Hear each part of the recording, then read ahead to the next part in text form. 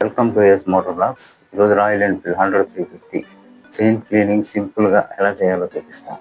Okay అండి, ఏం కావాలి మనకి కావాల్సింది అయితే ఇది. ఇంతకుముందు అయితే ఈ క్లీనర్తో క్లీన్ చేసాము, నేను చైన్ క్లీనర్.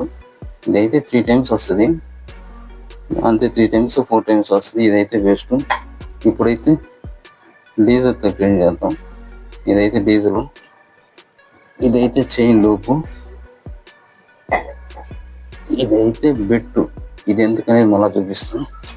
ఇదైతే బ్రష్. ఇది లేకపోయినా పర్వాలా, దీంతో అయినా చేసుకోవచ్చు, ఏం ప్రాబ్లం లేదు. ఓకే అండి, ఇప్పుడు అట్లా చేద్దాం, చూపిస్తాను. ఫస్ట్ ఈ డోర్ కూడా తీసేద్దాం. 1500 2000 కిలోమీటర్ తిరిగినప్పుడు ఇదైతే ఖచ్చితంగా తీద్దాం, ఎందుకంటే చాలా రెస్ట్ పట్టిపోయి ఉంటుంది. అది కూడా క్లీన్ చేసి చేసుకుంటే నీట్గా ఉంటుంది.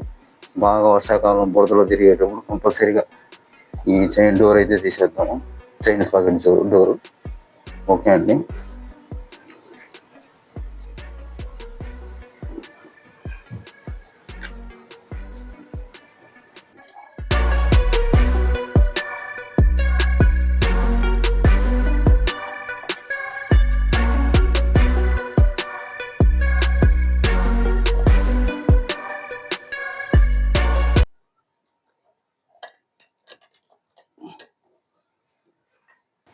చూడండి ఎంత డస్ట్ ఉందో. ఇదంతా డస్ట్, ఇదంతా శుద్ధంగా క్లీన్ చేసుకున్నాం. డస్ట్ చూడ ఎంత ఉంది. శుద్ధంగా ఇది కడిగి క్లీన్ చేసి మొత్తం చైన్ అంతా క్లీన్ చేసుకున్నాం.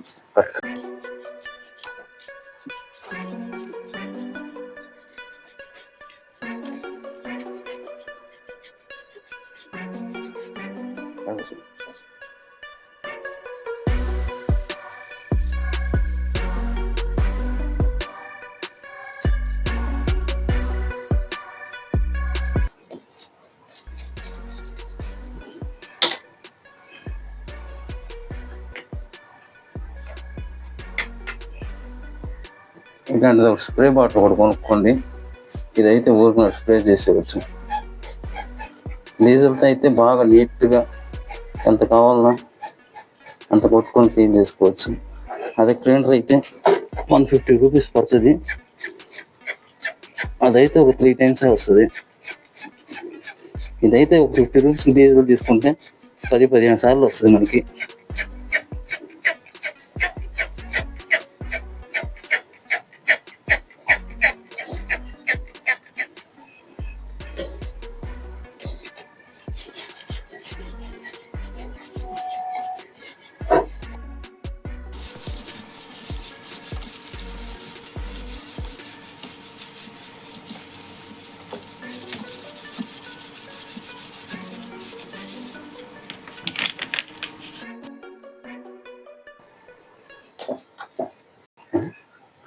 చూడండి ఎంత డస్ట్ వచ్చిందో. ఇది మొత్తం అప్పుడప్పుడు తీసుకుని ఇది శుద్ధం కడిగి తుడిచేసేయండి. కనీసం ఇది అప్పుడప్పుడు తీసుకొని క్లీన్ చేసుకుంటే మనకి పికప్ బాగుంటుంది. ఆయిల్ కూడా మైలేజ్ బాగా వస్తుంది. చైన్ 350-400 కిలోమీటర్ క్లీన్ చేస్తే.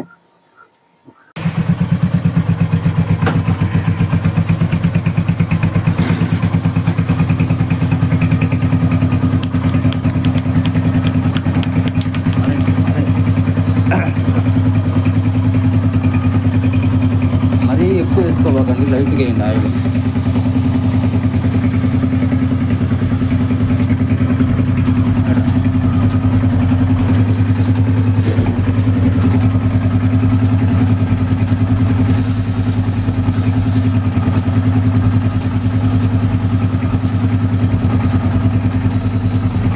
మరీ ఎక్కువ వేయకుండా లైట్గా వేసేయండి. ఈ డోర్ అయితే ఇంకా బిగించేయండి. ఈ డోర్ బిగించేటప్పుడు ఫుల్ టైట్ చేయబాకండి, మామూలు టైటే చేయండి. ఓకే అండి, థ్యాంక్ యూ.